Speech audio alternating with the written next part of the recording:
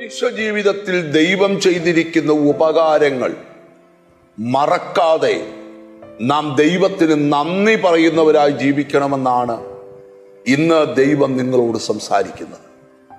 103-ാം സങ്കീർത്തനം 2-ാമത്തെ വാക്യം, എൻ മനമേ യഹോവയെ വാഴ്ത്തുക, അവന്റെ ഉപകാരങ്ങളൊന്നും മറക്കരുത്.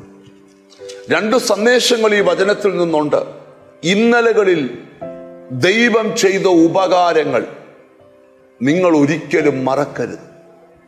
സ്തോത്രം. ആവർത്തന പുസ്തകത്തിൽ ദൈവം പറയുന്നൊരു സന്ദേശമുണ്ട്. നീ വെക്കാത്ത വീടും വെച്ചുണ്ടാക്കാത്ത തോട്ടവും വെട്ടാത്ത കിണറും ആമയൊക്കെ നിനക്ക് ദൈവം തരുമ്പോൾ നിന്റെ ദൈവമായ യഹോവയെ മറക്കാതിരിക്കാൻ സൂക്ഷിച്ചോണം. മനുഷ്യൻ ദൈവ ഉപകാരങ്ങൾ ചെയ്തു കഴിയുമ്പോൾ, അനുഗ്രഹങ്ങൾ തന്നു കഴിയുമ്പോൾ മനുഷ്യൻ ദൈവത്തെ മറക്കുന്ന സ്വഭാവമുണ്ട്. നീ മറക്കുന്നവരുടെ കൂട്ടത്തിൽ ആകരുത്. 2-ാമത്തെ സന്ദേശം അതാണ് നിങ്ങളോട് ഇന്ന് പറയാൻ കർത്താവ് എന്നെ ഭരമേൽപ്പിച്ചിരിക്കുന്നത്.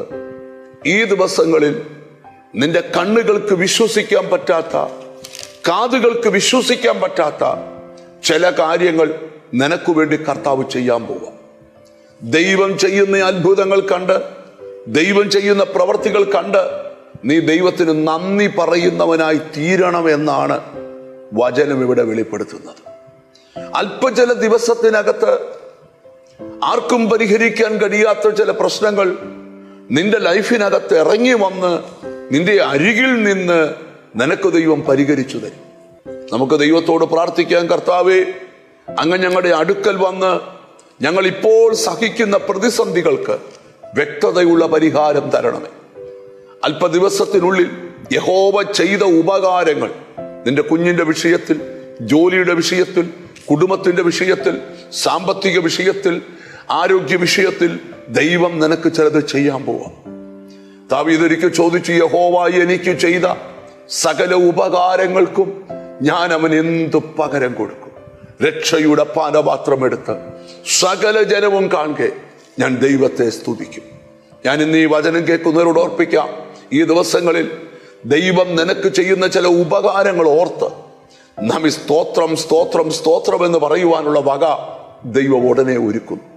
ഒന്ന് മനസ്സിൽ പ്രാർത്ഥിച്ച്, കർത്താവേ, എൻ്റെ കാര്യത്തിൽ ഇടപെടണമേ, മറ്റുള്ളവർ നോക്കി നിൽക്കെ എനിക്ക് വേണ്ടി കർത്താവ് അത് ചെയ്യണമേ എന്ന് പ്രാർത്ഥിക്കാം. കണ്ണുകളെ അടയ്ക്കാം.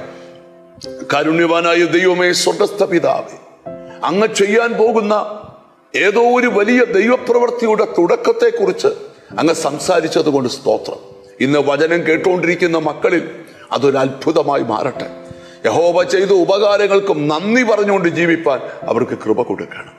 എന്നോട് ചേർന്ന് പ്രാർത്ഥിക്കുന്ന മക്കളുടെ രോഗങ്ങൾ മാറട്ടെ, ശാപങ്ങൾ ഒഴിഞ്ഞു പോകട്ടെ, ബന്ധനങ്ങൾ നീങ്ങിപ്പോകട്ടെ, അവരുടെ മേൽ അനുഗ്രഹങ്ങൾ വെളിപ്പെടട്ടെ. ഹല്ലേലൂയ. പിതാവിൻ്റെയും പുത്രന്റെയും പരിശുദ്ധാത്മാവിന്റെ നാമത്തിൽ അവരെ അനുഗ്രഹിച്ച് പ്രാർത്ഥിക്കുന്നു. അവർ അനുഗ്രഹിക്കപ്പെടട്ടെ, യേശു ക്രിസ്തുവിൻ നാമത്തിൽ തന്നെ. ആമേൻ. നിശ്ചയമായും ദൈവം ചെയ്ത ഉപകാരങ്ങളെ വർണ്ണിക്കുവാൻ ഈ ദിവസങ്ങൾ ഒരുങ്ങിക്കോ. ദൈവം കൂടെയുണ്ട്. God bless you.